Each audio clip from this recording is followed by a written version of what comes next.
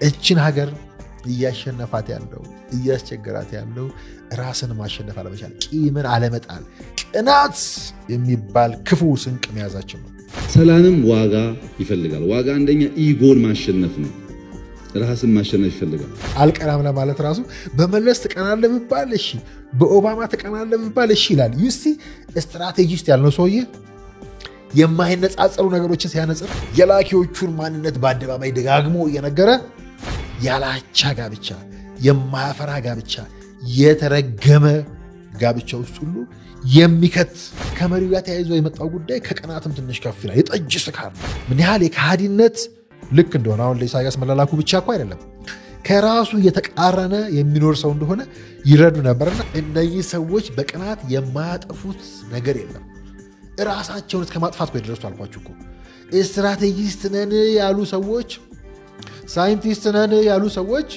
የዩኒቨርሲቲ ምሁራን ነን ያሉ ሰዎች አይናችን ስራ አደጋ ያሉ ሰዎች በሙሉ ተጋፍተው የሚገቡበት የስካር በር ሰላማዊ ሀገር የምንፈልግ ከሆነ ሰላማዊ ስራ ሰላማዊ ዘገባ ሰላማዊ ጋዜጠኝነት የነቃን መሆን አለብን እሱን መምረጥ አለብን ውረድኑረድ አላዋጣንም ፍላከስቃይ አላዋጣንም ሆብሎ ገድሎ መሞት ላይ ዳዳው ከእንግዲህ ብረት ገብስ ሆኗል ልዳው አዲሱ ትውልድ ሀሳብ ነው ሜዳው ሰላም ሰላም ሰላም ሰላም የሚዳችን ታዳሚዎች እንደምን ቆያችሁን እንደምን አላችሁ ሐሳብ ሜዳ ደጋግመን እንገናኛለን አሁን ያለው ጦርነት ከምንም በላይ ዘመናዊ የሚባለው ግን ደግሞ አደገኛ የዘመኑት ብቻ የሚጠቀሙበት የነቁ ብቻ የሚጠቀሙበት የአምስተኛው ትውልድ ጦርነት የቀጣዩ ዘመን ጦርነት ላይ ያለነው ብለናል ለዛም ደጋግመን እንመጣለን ብለን ነበር ደጋግመን እየመጣን ነው የምናየውም ፍልሚያ የሚዲያ ፍልሚያ ነው እያየን ነው አይደል ብርቅ የሆኑብን ነገሮች ምንድናቸው ብርቅ ሊሆኑ የሚገባቸው ጉዳዮች በአግባቡ እየተወሩ ነው ወይ ሰላማችንን እንዴት አቢዩዝ እንደሚያደርገው እዚህ ማህበራዊ ሚዲያ ላይ ያለ ተንታኝ ነኝ የሚል በየብሔራችን በሰው ስም የሚነግድ በፖለቲከኛ ስም የሚነግድ የሚሸቅጡ ሰዎች በኢትዮጵያ ስም የሚነግዱ ተላላኪዎች ሰላማችንን የምንፈጥራቸውን በጎ ነገሮች ብርቅ የሆኑብን ነገሮች እንዴት እንደሚተነትኑት እያየን አይደለም ወይ መንቃት የለብንም ወይ ፍልሚያው ያለው እዚህ አይደለም ወይ በየብሔራችን የተደራጁ ሚዲያዎች ምንድነው እየሰሩ ያሉት ፍልሚያው ሁሉ እንዲያ ነው እዚህ አካባቢ ያለ ነው ለዛ ነው እንግዲህ አቤት ድንቁርና አወይ ትህትና እያልኩ የምቀጥልበት የመጽሐፍ ክፍል አለና አቤት ትህትና እላለሁ አወይ ድንቁርና እላለሁ ደግሞ ተቃራኒውና እስኪ ዛሬ እንዳልኳችሁ ብርቅ ነው ወይ ያላችሁ ወርቃችንን ለምታስጥሉ ሰዎች አው ብርቅ ነው ብርቅነቱ በየመልኩ በየቀኑ በየፎርማቱ እየተቀያየረ መምጣት ይችላል እላለሁ እና ከሚገርመኝ ነገር አንዱ ገርሞኝ ነው ርዕሱ ራስ ሰጥራውስ መጽሐፌ ላይ አቤትና አወይ ድንቁርና ብዬ የጀመርኩት ማለት ነውና ይህ ድል ከውጭ ጠላት ጋር በተደረገ ተጋድሎ የተገኘ ድል ቢሆን ብዙ የሚወራለት ነበር የሞተውም ወገናችን የወደመውም ሀብታችን ነውና እንዳንኮራበት ሆነናል እንግዲህ ይህ ከትግራይ ወታደራዊ ድል ማግስት ጠቅላይ ሚኒስትሩ በአደባባይ ሲናገሩ በጋራ የሰማነው ነው ከዛ በኋላ የቀጠለውን የድል ሽሚያ ስለምናቅ ብቻ ሳይሆን ጠቅላይ ሚኒስትሩም ስለነገሩን እንደው አለፍ ያልኩ ከራሴው መስመር ላይ ያሸነፈውም እውነት ነው ያሸነፈው የኢትዮጵያ እናቶች እንባና እውነት ነው ይልና ይቀጥላል ወደ ዘመናዊው ወደ ብልጽግናው ፍልሚያ ወደዛ እንሻገር እንዘጋጅ ወደ ዋናው ውጊያ እንግባ ከውጊያ ታሪክ እንድንወጣ በፍጥነት ወደ ብልጽግና እንግባ አሁን ያሳየነውን ጀግንነት በልማትም እንድገመው ከልመና ያልወጣ ሀገር የተሟላ ነፃነት የለውም በብሔር መከፋፈልን በቃ አካል ድል መከፋፈልን ማስቆም ከቻለን በደንብ በሂደት እንበለጽጋለን። በተባበረ ክንድ ወደ ሰላማችን ወደ ብልጽግናችንና ወደ ህጋዊ ምርጫችን መጓዝ ከሁላችን ይጠበቃል እያሉ ይቀጥላሉ። እንግዲህ ብርቅ ነው ወይ ከአንድ ኢትዮጵያዊ የጦር ኃይሎች ጠቅላይ አዛዥ በጦርነት በዚያ ከባድ ሊባል በሚችል ፈጣን በሆነ ኢትዮጵያን ሊበላ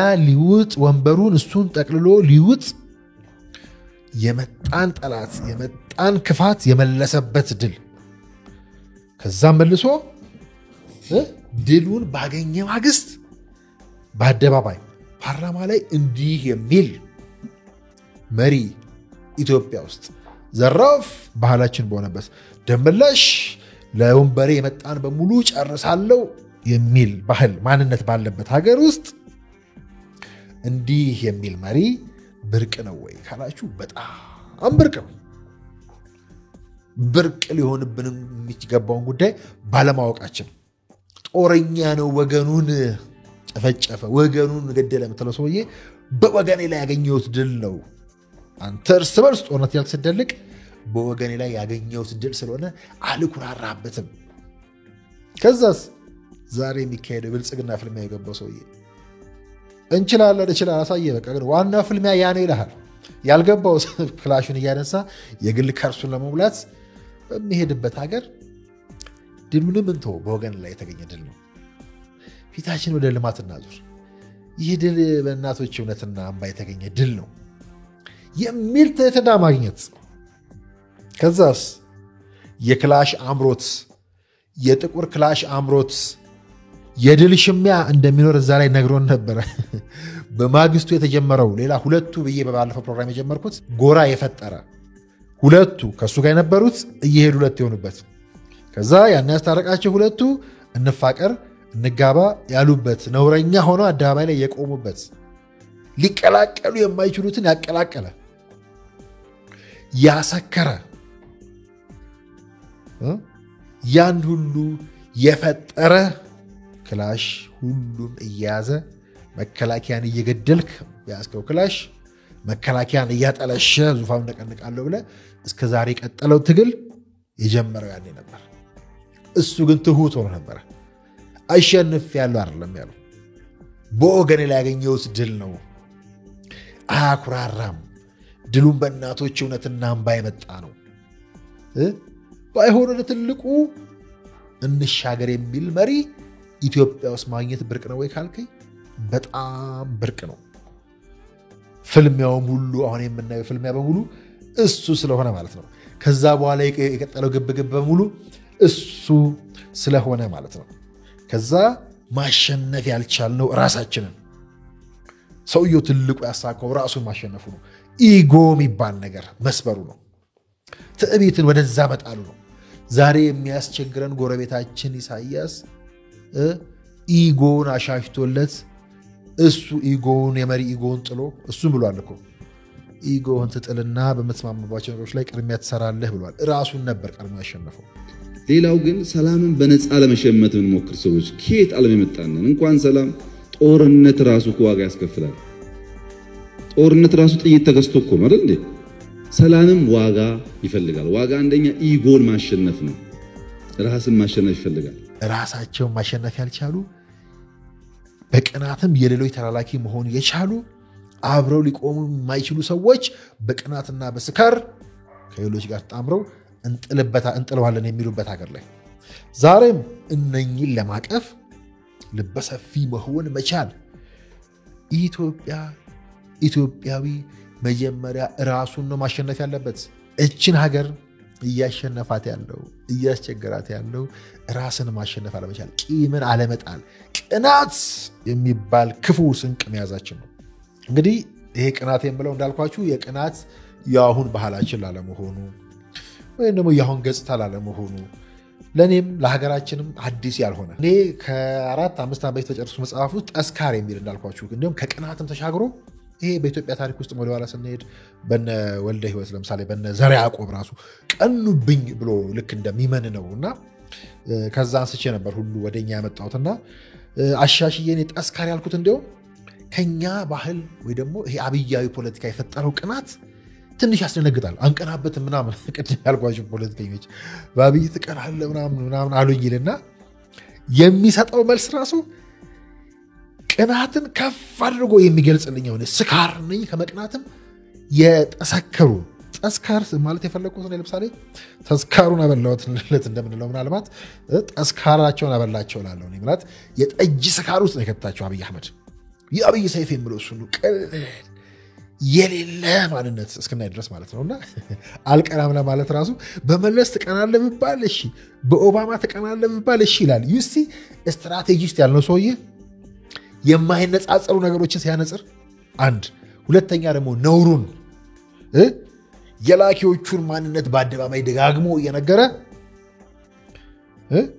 የማይነጻጸር ለቅናት የነ ኦባማ ምናምን ማምጣት ባዕድ ማምጣቱ ምናምን ምን አገናኘው ምናምን የሚለው ነገር እንዳለ ሆኖ መለስንም አምጥቶ ነውሩን አሳዳጊውን አጠናውት የሚለንን በቅናት ከውስጣቸው የሚያወጡ እንዲህ ያለ የማይነጻጸር ነውራቸውን ሊያነጽሩልን የሚሞክሩ የነሱ የነገ ኢትዮጵያ መቆሚያ እነመለስ ተክለውላቸው የሄዱት ክፋት፣ ነውር፣ ቀርነት ስለሆነ በወክለዋለሁ በሚለው ኦሮሞ ሕዝብ ማንነት ላይ ራሱ ያደረሰውን በደል ሽሮ ሚዲያ ላይ ደጋግሞ ስለነገረን በዚህ አደገኛው ዘመን ጦርነት ውስጥ በዚህ አደገኛው ሜዳ ላይ ደጋግሞ ቅጥፈቱን፣ ውሸቱን፣ ተላላኪነቱን፣ ድንቁርናውን፣ ቅናቱን ስለነገረን ስትራቴጂ ይሆንልኛል ብሎ የሚያስብ የምርም ስትራቴጂ ነው ብለው የሚመሰክሩ ወዳጆች ያሉ ያስቁኛል። ስትራቴጂስት ነው ሂዝ ጂኒየስ ብለው የሚሉ አሉ። ከዚህ በፊት ብየዋለሁ። ጃዋር ስለ ኦሮሞ ፖለቲካ እንኳን በመጽሐፍ ነው ያበልጠኛል።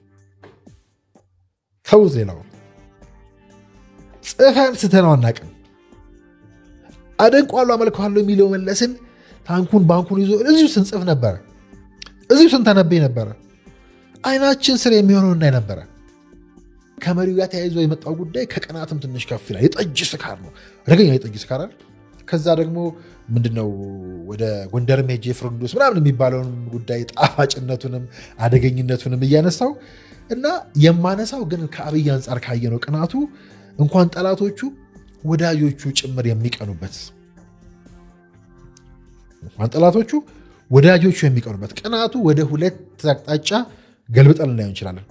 እንኳንም በሱ በወዳጆቹ የሚቀኑ ተቀናቃኞች አሁን ያልናቸው ምሳሌ እንደ ጃዋር ያሉ እንደ አንዳርጋቸው ያሉ ጉዳያቸው ሌላ እንዳይመስላችሁ፣ ከአብይ ብቻ እንዳይመስላችሁ ጉዳያችሁ። ለምሳሌ እኔ ያልኩትን ሊሰማ ይገባል። በእንትና በእገሌ ቦታ እኔ ልሆን ይገባ ነበር ብለው የሆነ ግለሰብ የሚያነሱ እንጂ ቦታው እንደማይችሉትም ያውቃሉ። አንችልህም፣ አንተን ግን ይህን ቦታ ስጠን፣ ይህን ለእገሌ ስጥልን እኮ የሚል ድርድር ውስጥ ሁሉ ገብተው ነበር። ራሱን ችሎ እናነሳዋለን። ይሄ ከነመረራ ከነምናምን ጋር ተይዞ የምናነሳው ጉዳይ ነው። ከዛ ባሻገር ግን እንዳልኳችሁ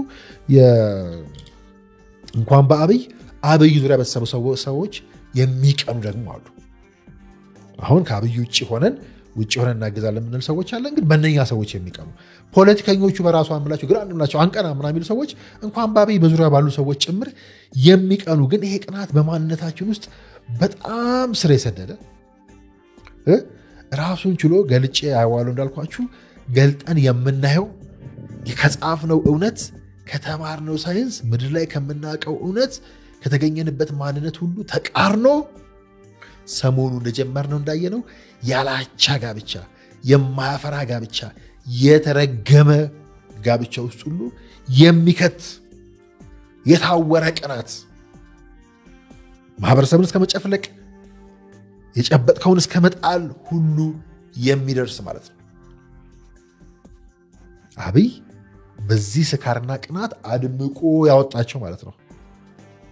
እኔ የአብይ ጠስካር እንዳልኳችሁ ከስካርም ካሰከራቸው ያጠሰከራቸው እያልኩ የማነሳው አለ።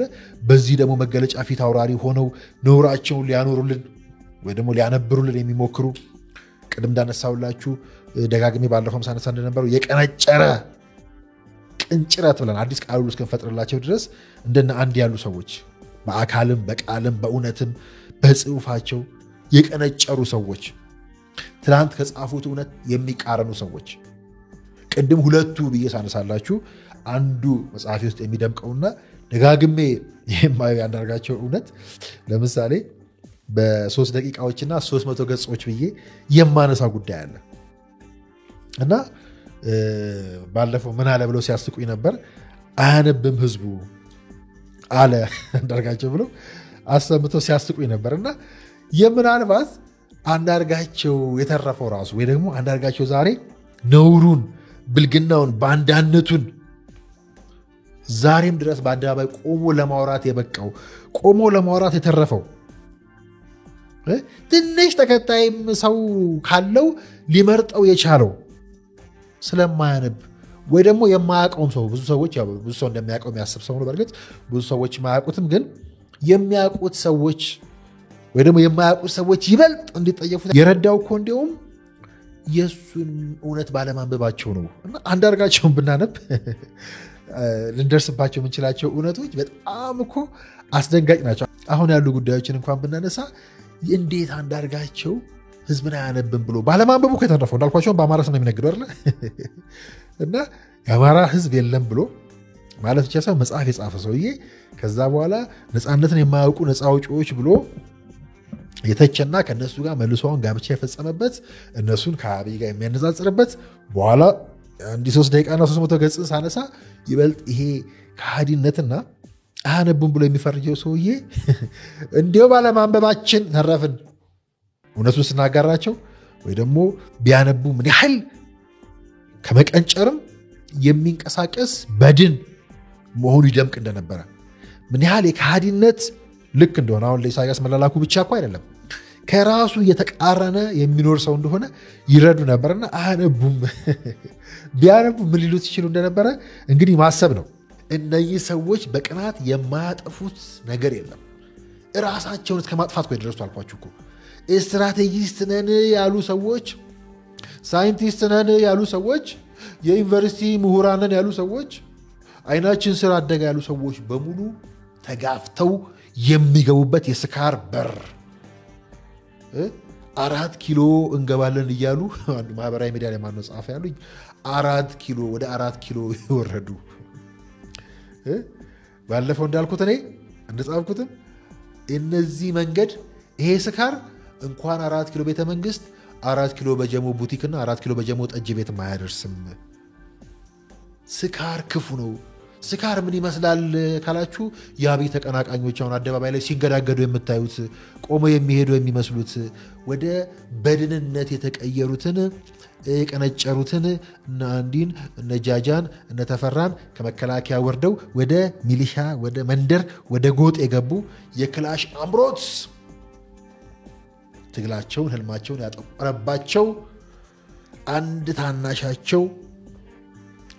ታናሻቸው መስማት ራሳቸውን ማሸነፍ ያቃታቸው ተሸናፊዎች ሁሉም በዚህ ሰውዬ ነፃ ይወጡ ከሁሉም ነገር ከሁሉም ቦታ ከቀናታቸው ግን ነፃ መውጣት ያልቻሉ ጭቃና ደም ለቅላቂ የምላቸው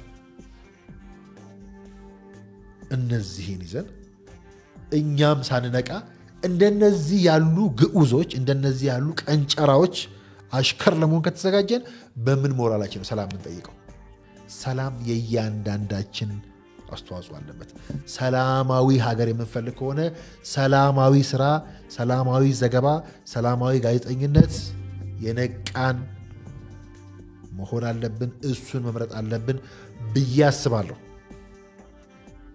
ደጋግመን የምናየውን ጉዳይ ነው የጀመርነው ለአብሮነታችሁ ደግሜ ያመሰግናለሁ የሰላም ጋዜጠኝነት መርሃችን ነው ሰላማዊ ጋዜጠኝነትን አብዝተን እንሰራበታለን ለሰላም እያንዳንዳችን ዋጋ መክፈል አለብን ግን ታዲያ ሰላም ያለ መስዋዕትነት አይመጣም ሰላምም ቢሆን ዋጋ ያስከፍላል ከፈለጋችሁ ደመቅ አድርገን ስናወራ ያለ ደም የጸና ሀገር የለም እሱን መዘንጋት አያስፈልግም እሱን ማምታታት አደገኛ ነው ለነኚህ ሰካራሞች ለነዚህ ቀንጨራሞች አሽከር ለመሆን የፈቀደ እነኚህን እንዴት ብሎ ያላጠየቀ ስለ ሰላም መቼም ሊያወራ ይችላል ብለን አናስብም ሁለታችን እያነጸር ነው ደጋግመን የምናየውን ጉዳይ ነው የጀመርነው ለአብሮነታችሁ ደግሜ ያመሰግንኩኝ ከዚህ ክፉ የዘመኑ አብያዊ ቅናት ይሰውረን